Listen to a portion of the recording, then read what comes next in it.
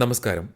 തിരക്കേറിയ നമ്മുടെ ജീവിതത്തിനിടയിൽ നെട്ടോട്ടങ്ങൾക്കിടയിൽ ഒരല്പനേരം മനസ്സിന് സന്തോഷവും പ്രചോദനവും നൽകുന്ന കുറച്ച് കൊച്ചു കൊച്ചു വിശേഷങ്ങൾ കേട്ടാലോ? ആകാശവാണി വാർത്താ വിഭാഗം അവതരിപ്പിക്കുന്ന നല്ല വാർത്തയിലേക്ക് സ്വാഗതം. ദൊമ്മരാജു ഗുഗേഷ്, 18 വയസ്സ്, ചെന്നൈ സ്വദേശി. വിശ്വനാഥൻ ആനന്ദിന് ശേഷം ലോക ചെസ് ചാമ്പ്യനാകുന്ന ആദ്യ ഇന്ത്യൻ താരം. ഇക്കഴിഞ്ഞ 12-ന് സിംഗപ്പൂരിൽ നടന്ന മത്സരത്തിലെ ആവേശകരമായ ജയത്തോടെയായിരുന്നു ഗുഗേഷ് ലോക ചാമ്പ്യൻ പട്ടം സ്വന്തമാക്കിയത്. ഈ നേട്ടത്തിലേക്കെത്തുന്ന ഏറ്റവും പ്രായം കുറഞ്ഞ വ്യക്തിയെന്ന ബഹുമതിയും ഇതോടെ ഗുഗേഷിന് സ്വന്തമായി. ചൈനയുടെ ഡിങ് ലിറനെയാണ് 14-ാം ഗെയിമിൽ ഗുഗേഷ് പരാജയപ്പെടുത്തിയത്. നന്നേ ചെറുപ്പം മുതൽ തന്നെ ചെസ്സിൽ മികവ് കാട്ടിയ ഗുഗേഷ് നേരത്തെ തന്നെ ഒട്ടേറെ ലോകവേദികളിൽ ഇന്ത്യയുടെ യശസ് ഉയർത്തിയിരുന്നു. ചതുരംഗക്കളത്തിൽ ഗുഗേഷ് നേടിയ ഓരോ നേട്ടത്തിലും അവന്റെ മാതാപിതാക്കളുടെ കൂടി കഷ്ടപ്പാടിന്റെയും ത്യാഗങ്ങളുടെയും തിളക്കമുണ്ട്. മകന്റെ മികവിനായി സ്വന്തം കരിയർ പോലും ഗുഗേഷിന്റെ മാതാപിതാക്കൾ അവഗണിച്ചു. സാമ്പത്തികവും വൈകാരികവുമായ ഒട്ടേറെ ബുദ്ധിമുട്ടുകൾ അനുഭവിച്ചു. മത്സരവേദികളിൽ നിന്ന് മത്സരവേദികളിലേക്ക് കൊച്ചു ഗുഗേഷിനെ അനുഗമിച്ചു. വിജയത്തിലും തോൽവിയിലും അവന് ഒരുപോലെ കൂട്ടായി, താങ്ങായി. ലോക ചാമ്പ്യൻഷിപ്പ് വിജയത്തിന് ശേഷമുള്ള നിരവധി മാധ്യമ ഇന്റർവ്യൂകളിൽ ഗുഗേഷ് ഇത് അനുസ്മരിക്കുന്നുണ്ട്. This win means more to them than it means for me. So both my parents, the biggest supporters of my career and my life. So I'd like to thank my parents first and foremost.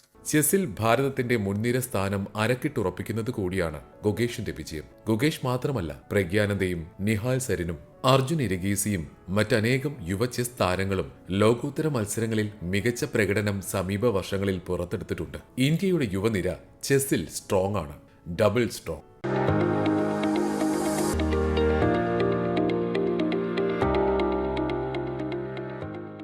നൂറുകണക്കിന് ഔഷധ സസ്യങ്ങളുടെ കലവറയായിരുന്നു ഒരു കാലത്ത് നമ്മുടെ നാട്ടിൻപുറങ്ങളും പാതയോരങ്ങളും എല്ലാം. വേപ്പും ആടലോടകവും അകത്തിയും അശോകവും നെല്ലിയുമൊക്കെ അതിരിടുന്നതായിരുന്നു ഇവിടത്തെ വീടുകളും പറമ്പുകളുമൊക്കെ. എന്നാൽ കൃഷിയിലെ വാണിജ്യവൽക്കരണവും നഗരവൽക്കരണവുമെല്ലാം ഈ അമൂല്യമായ സസ്യസമ്പത്ത് നമുക്ക് അന്യമാക്കി. നമ്മുടെ പരമ്പരാഗത വൈദ്യശാസ്ത്ര സമ്പ്രദായത്തിൽ ഔഷധ സസ്യങ്ങൾക്ക് സുപ്രധാനമായ സ്ഥാനമാണ് ഉള്ളത്. ഇത് മുന്നിൽ കണ്ട് ഔഷധ സസ്യ ഉദ്യാനങ്ങൾ സൃഷ്ടിക്കാൻ ഒട്ടേറെ പദ്ധതികൾ കേന്ദ്ര സംസ്ഥാന സർക്കാരുകളും സന്നദ്ധ സംഘടനകളുമൊക്കെ നടപ്പിലാക്കുന്നുണ്ട്. ഇത്തരത്തിലുള്ള വേറിട്ടൊരു പരിപാടിയുടെ വിശേഷങ്ങൾ കേൾക്കാം ഇനി നല്ല വാർത്തയിൽ. എറണാകുളം കച്ചേരിപ്പടിയിലെ ജില്ലാ ആയുർവേദ ആശുപത്രിയിൽ ഔഷധ സസ്യങ്ങൾ പ്രചരിപ്പിക്കുന്നതിന്റെ ഭാഗമായി ഏയ് ചങ്ങാതി ഒരു തൈ തരാമോ എന്ന പരിപാടി ആരംഭിച്ചിട്ടുണ്ട്.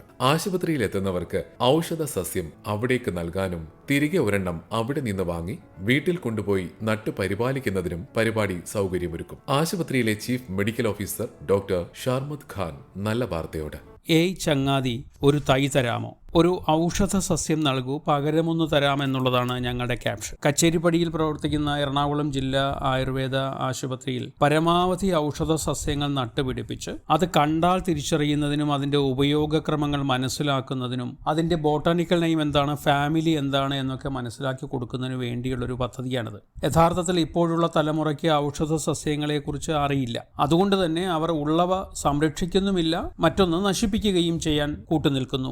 ഇവ നമുക്ക് ചുറ്റും നമ്മുടെ വീടുകളിലും നമുക്ക് അറിയാവുന്നിടങ്ങളിലും ഒക്കെ നിൽക്കുകയാണെങ്കിൽ ആയുർവേദത്തിൽ പറഞ്ഞിട്ടുള്ള പല ഗൃഹവൈദ്യങ്ങളിലും ഒറ്റമൂലി പ്രയോഗങ്ങൾക്കും ചികിത്സകൾക്കുമായിട്ട് ഇവ ഉപയോഗിക്കാവുന്നതാണ്. പലർക്കും എരിക്കോ ആവണക്കോ ഒരു കിഴിവെക്കുന്നതിന് ആവശ്യമായ സാധനങ്ങളെക്കുറിച്ച് പോലും അറിയില്ല എന്നുള്ളതാണ് യാഥാർത്ഥ്യം. ഇന്ന് നമുക്ക് ഔഷധ സസ്യങ്ങൾ സംരക്ഷിക്കപ്പെടണമെങ്കിൽ പണ്ടത്തതുപോലെ റോഡ് വക്കിൽ നിൽക്കുന്നവ പറിച്ച് ഉപയോഗിക്കുവാൻ സാധിക്കുന്ന ഒരു സാഹചര്യമൊന്നുമില്ല. കാരണം പലയിടങ്ങളിലും ഇത്തരം ചെടികളൊന്നും തന്നെ അവൈലബിൾ അല്ല. അതുകൊണ്ട് തന്നെ കൾട്ടിവേഷൻ ആണ് പ്രധാനം എന്നുള്ളത് മനസ്സിലാക്കണം. ഓരോ വീട്ടിലും അവ നട്ടുപിടിപ്പിച്ചാൽ മാത്രമേ അവ ആവശ്യമായി വരുന്ന സമയത്ത് ഉപയോഗിക്കുവാൻ കയ്യിലുണ്ടാകൂ. അതുകൊണ്ട് തന്നെ അവ തിരിച്ചറിയുക എന്നുള്ളതിന് വലിയ പ്രാധാന്യമുണ്ട്. അത് തിരിച്ചറിയുന്ന വിധത്തിൽ ചെടിച്ചട്ടികളൊക്കെ വെച്ച് അതിൽ വളർത്തി ഇപ്പോൾ ദശപുഷ്പങ്ങളേത് ദശമൂലങ്ങളേത് ഇങ്ങനെയുള്ള വേർതിരിവോടുകൂടി തന്നെ അതല്ലെങ്കിൽ സിംഗിളായിട്ട് ഉപയോഗിക്കാൻ പറ്റുന്ന മരുന്നുകളേത്, ഇതിൽ ഔഷധങ്ങൾക്ക് വേണ്ടി ഏതൊക്കെ മരുന്നുകളാണ് ഉപയോഗിക്കുന്നത് എന്നുള്ളതൊക്കെ മനസ്സിലാക്കി കൊടുക്കുക എന്നുള്ളതാണ് നമ്മുടെ ഉദ്ദേശം.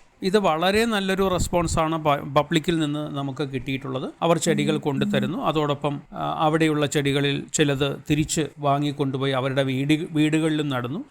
ഏയ് ചങ്ങാതി ഒരു തൈ തരാമോ എന്ന പദ്ധതി മികച്ചൊരു മാതൃകയാണ് മുന്നോട്ട് വയ്ക്കുന്നത്.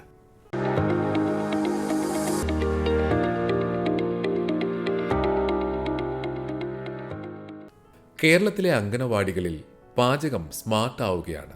അങ്കണവാടികളിൽ ഊർജ്ജ സ്വയം പര്യാപ്തത കൊണ്ടുവരുന്നതിനും ഊർജ്ജ കാര്യക്ഷമത വർദ്ധിപ്പിക്കുന്നതിനും ലക്ഷ്യമിട്ടുള്ള അങ്കൻ ജ്യോതി പദ്ധതിയിലൂടെ 2000-ലധികം അങ്കണവാടികളിൽ ഇപ്പോൾ പാചകം സൗരോർജ്ജം ഉപയോഗിച്ചാണ്. പുകയുന്ന വിറകടുപ്പുകളും ഫോസിൽ ഇന്ധനങ്ങളുമൊക്കെ ഇനി പഴങ്കഥ. നെറ്റ് സീറോ കാർബൺ കേരളം പ്രചാരണ പരിപാടിയിൽ ഉൾപ്പെട്ട തദ്ദേശ സ്ഥാപനങ്ങളിലാണ് പദ്ധതി നടപ്പിലാക്കുന്നത്. Energy management centre, Haritha Keralam mission എന്നിവയുടെ ആഭിമുഖ്യത്തിലാണ് ഇത്. അങ്കണവാടികളിൽ തദ്ദേശ സ്വയംഭരണ സ്ഥാപനത്തിന്റെയും മറ്റുള്ളവരുടെയും സഹായത്തോടെ സോളാർ പാനലുകൾ സ്ഥാപിച്ച് അവയെ പൂർണ്ണമായും കാർബൺ സന്തുലിത സ്ഥാപനങ്ങളാക്കി മാറ്റുന്നതിനുള്ള പ്രവർത്തനങ്ങളാണ് പദ്ധതിയിലൂടെ നടന്നുവരുന്നത്.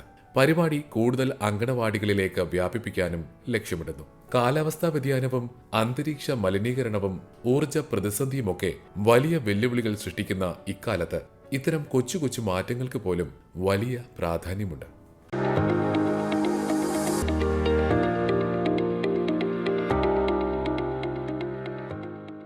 ഡിസംബറിലെ മഞ്ഞും കുളിരുമണിഞ്ഞ രാത്രികൾ ലോകമെമ്പാടും വർണ്ണപ്പൊലിമയുടെ ആമോദരാവുകൾ കൂടിയാണ്. അലങ്കാര വിളക്കുകളും പുൽക്കൂടുകളും നക്ഷത്രങ്ങളുമൊക്കെ തൂക്കി ക്രിസ്മസിനെ വരവേൽക്കാൻ ഒരുങ്ങുകയാണ് നാടും നഗരവും. പല നിറത്തിലും രൂപത്തിലും ഘടനയിലുമുള്ള നക്ഷത്രങ്ങൾ.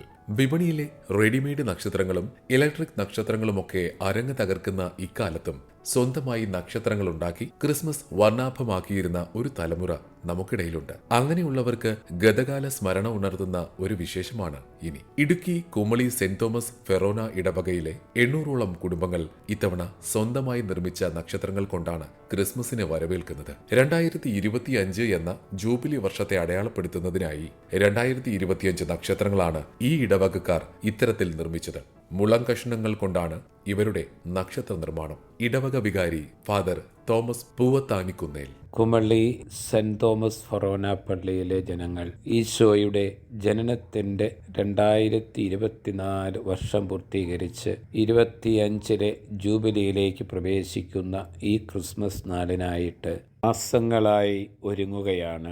എങ്ങനെയാണ് ദൈവത്തിൻ്റെ മനുഷ്യാവതാര ജൂബിലി ആഘോഷിക്കുക എന്നതിൽ അവർ കണ്ടെത്തിയത് പരമ്പരാഗതമായ ജീവിത സാഹചര്യങ്ങളെ ഒരിക്കൽ കൂടി ഓർമ്മയിൽ കൊണ്ടുവരുവാനും പഴമയിലേക്കും വിശ്വാസം പകർന്നു നിന്ന പഴമക്കാരിലേക്കും തിരിച്ചു പോകുവാനുമായി കൈകൊണ്ട് നിർമ്മിച്ചെടുക്കുന്ന മുളങ്കാലുകളിൽ ഉണ്ടാക്കുന്ന നക്ഷത്രങ്ങൾ നിർമ്മിക്കുക എന്നതാണ്. 2025 സൂചിപ്പിച്ചുകൊണ്ട് 2025 നക്ഷത്രങ്ങൾ പരമ്പരാഗതമായ രീതിയിൽ ഉണ്ടാക്കുകയും അവ 24-ാം തീയതി രാത്രി ക്രിസ്മസ് ആഘോഷത്തോടൊപ്പം എല്ലാ കുടുംബാംഗങ്ങളും ഒന്നു ചേർന്ന് തെളിക്കുകയും ചെയ്യുന്നു. സംരംഭത്തെ ഇടവക ജനം ഒന്നാകെ ഏറ്റെടുത്തു.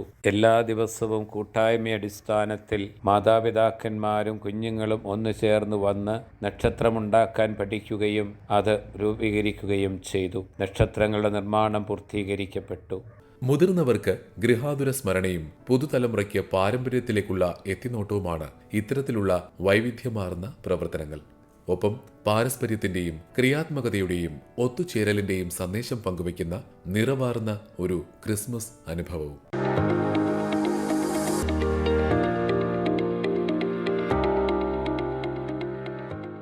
നല്ല വാർത്ത all India radio news Thiruvananthapuram എന്ന ഞങ്ങളുടെ യൂട്യൂബ് ചാനലിലും ലഭ്യമാണ്. നല്ല വാർത്തയെക്കുറിച്ചുള്ള ശ്രോതാക്കളുടെ അഭിപ്രായം nallavaartha@gmail.com എന്ന ഇമെയിൽ ഐഡിയിലും യൂട്യൂബ് കമന്റായും അറിയിക്കാവുന്നതാണ്. ശ്രോതാക്കളുടെ അഭിപ്രായങ്ങൾ ഞങ്ങൾക്ക് ഏറെ വിലപ്പെട്ടതാണ്. നല്ല വാർത്തകൾ അവതരിപ്പിച്ചത് ആകാശവാണി തിരുവനന്തപുരം പ്രാദേശിക വാർത്താ വിഭാഗം. ഏകോപനം മയൂഷ AM. അവതരണം സുധിൻ സൈനുദ്ദീൻ. തയ്യാറാക്കിയത് അരവിന്ദ്.